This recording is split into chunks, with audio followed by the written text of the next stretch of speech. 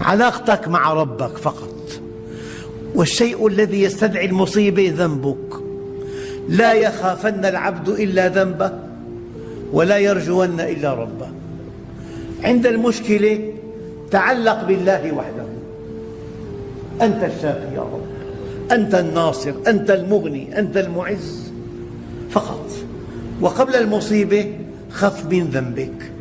لا يخافن العبد إلا ذنبه ولا يرجون إلا ربه. والله حينما أقرأ هذه الآية إنا وجدناه صابرا نعم العبد إنه أواب. أنت حينما تصبر ألا يرى الله أنك صابر؟ ألا يعلم حجم المشكلة التي تعانيها؟ إنا وجدناه صابرا، يعني مستحيل وألف ألف ألف مستحيل أن يصل الإنسان إلى الجنة دون أن يمتحن، دون أن يمتحن في السراء وفي الضراء. الإمام الشافعي سئل: نسأل الله التمكين أم الابتلاء؟ فقال: لن تمكن قبل أن تبتلى. أحسب الناس أن يتركوا أن يقولوا آمنا وهم لا يفتنون؟ يعني من سابع المستحيلات أن يصل المسلم إلى الجنة بالرخاء، بالراحة النفسية، بالدخل الكبير، بالمكانة الاجتماعية. لا بد من امتحانات. أنت حينما توطن نفسك أن الحياة فيها إكرام وفيها تأديب وفيها ابتلاء، 3 حالات لا بد من أن يمر بها المؤمن. حينما يقصر أو حينما تزل قدمه يمر بحالة تأديب من الله، وحينما يستقيم يمر بحالة ابتلاء.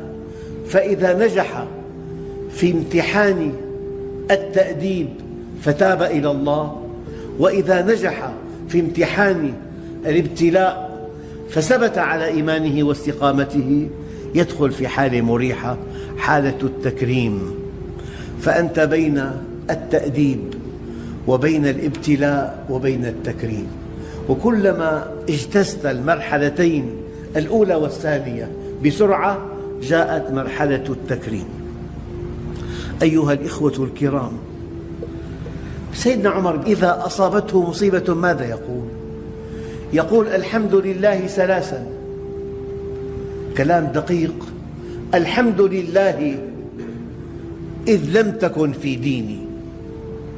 إنسان يعاقر الخمرة، إنسان سقط في الزنا، إنسان سقط في السرقة، سقط في الرشوة، سقط في أكل المال الحرام.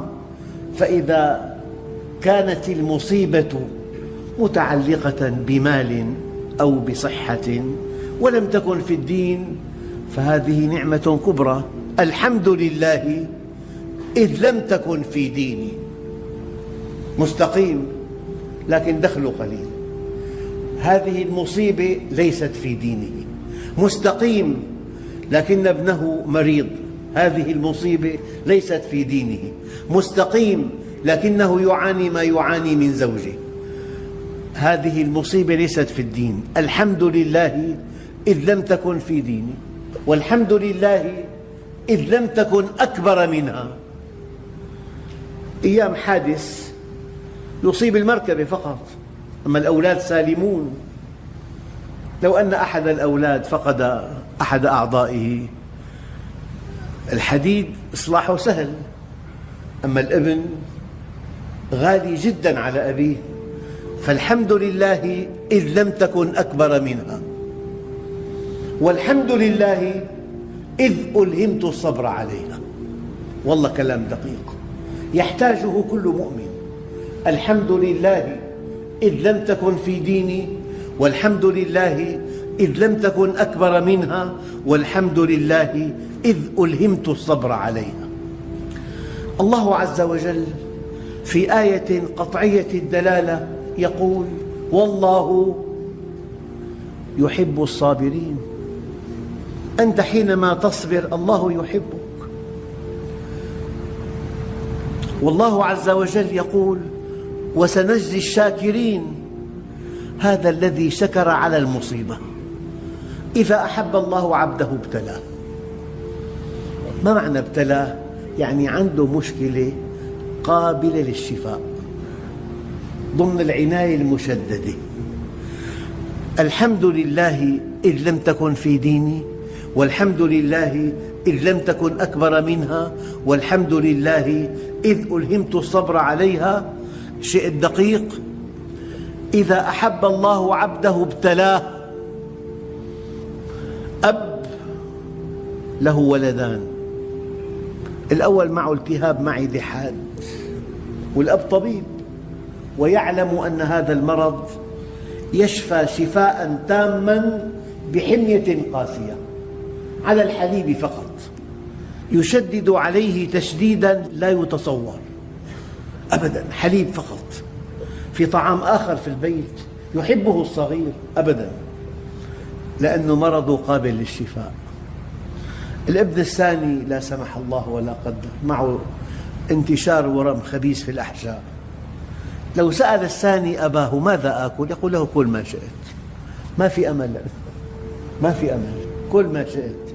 أيهما أفضل، أن تخضع لحمية صارمة لكن الشفاء قريب، أم أن تؤتى كل ما تتمنى لكن المرض مستعصٍ؟